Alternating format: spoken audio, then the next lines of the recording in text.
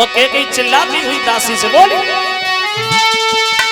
जो घर फोड़ी बात अगर तेरे बालन चबाई लूंगी, और नालायक तेरी खाल खींच दोनों आंखें खिंचवाई लूंगी।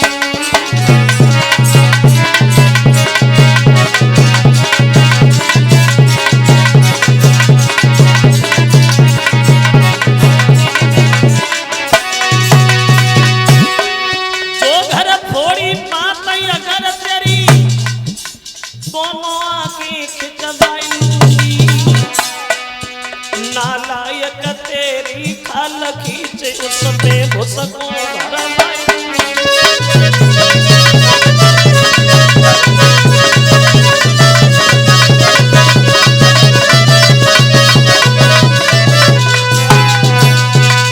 अगर जब बात तूने घर में किसी से कही तो मैं तुझे जिंदा नहीं छोड़ूं। तो दासी बोली, हमें क्या पड़ी जो हम आके खिंचवाए, कोई नप होए वो हमें कहानी, और चेरी छोड़े न बने हो रानी। चाहे भरत राजा बने और चाहे राम राजा बने, हमें तो दासी बन के रहना, हमें क्या मतलब है भैया। लेकिन तुम्हारे भले की कहने के कहीं सुनो और समझो, अगर राम राजा बन गया तो भरत क्या करेगा। अंत में उस दासी की बुद्धि काम करेगी कैकेयी पे। कैकेयी थर थर कांपने लगी, तो मैं करूं क्या। बोले, क्या करोगे। तुम्हारे पति के पास 2 वरदान है धरोहर में पुराने, वो आज मौका है, दोनों ही मांग लो।